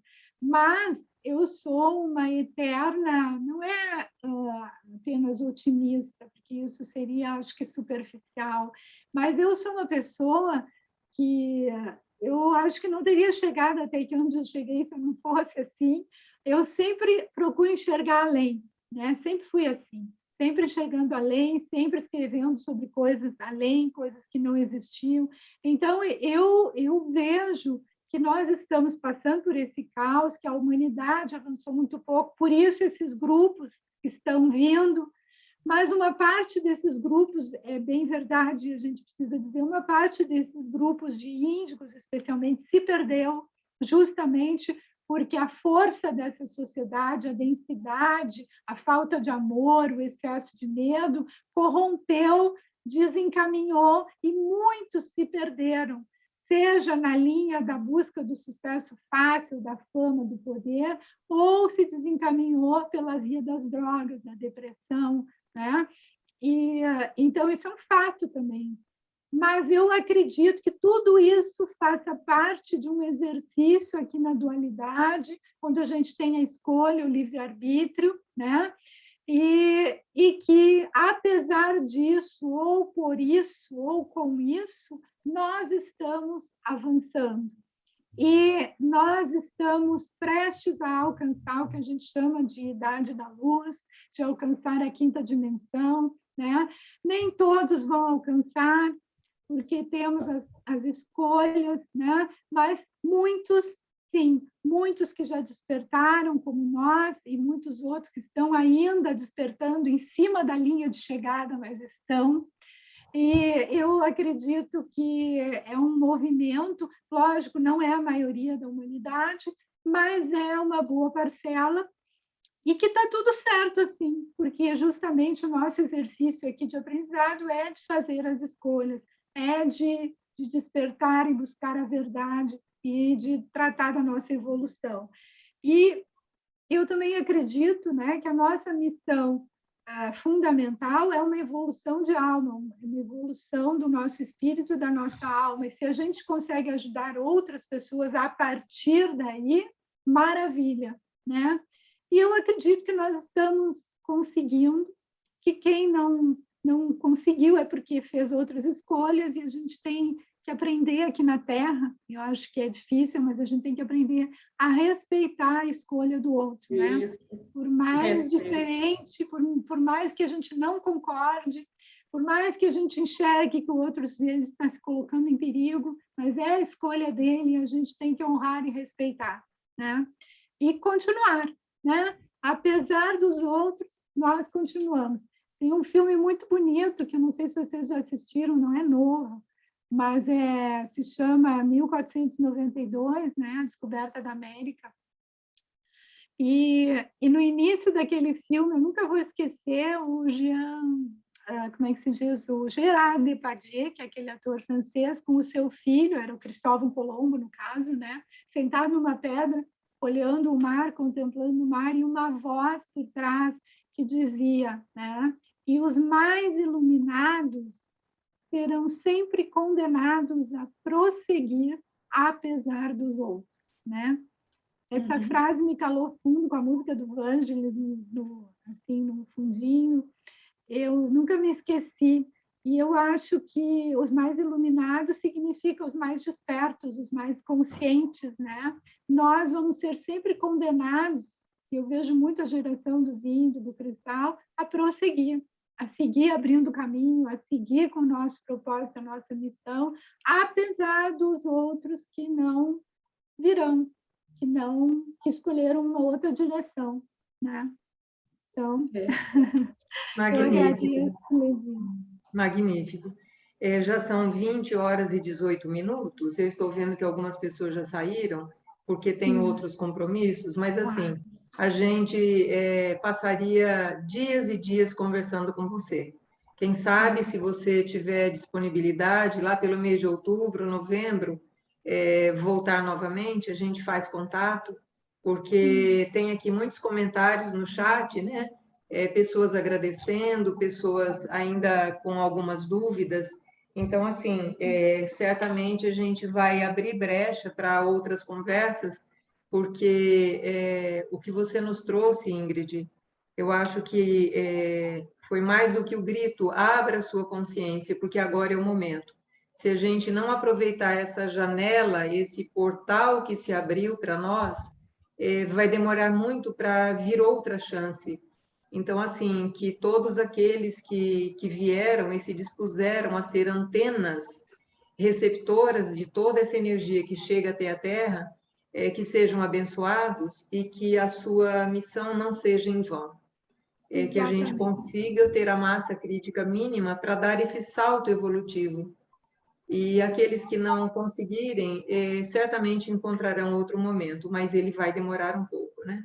Então, assim, gratidão imensa por sua presença aqui. Eu sei que é valioso o seu tempo. Eu que agradeço. Gratidão imensa por todos que estiveram aqui conosco. Amanhã eu já vou soltar a gravação. Eu passo para você a gravação, se você quiser compartilhar com outras pessoas. E depois, certamente, algumas pessoas vão se manifestar interessadas em saber sobre esses grupos de índigos que estão se articulando. E se puderem entrar, a gente agradece demais mais essa oportunidade que a gente tem. Gratidão do fundo do meu coração. Eu que agradeço a oportunidade, o convite, Maria, agradeço a cada um de vocês.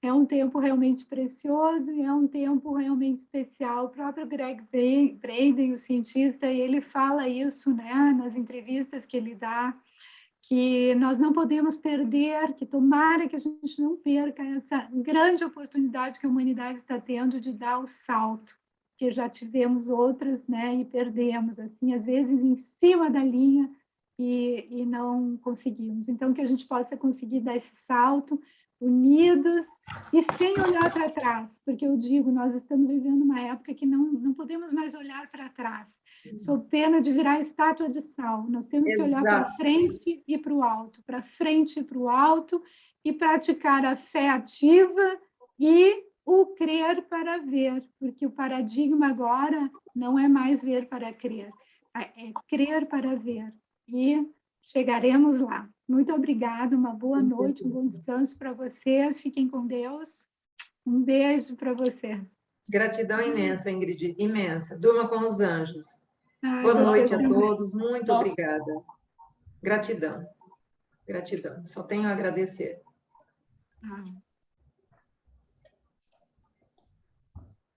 Que bom.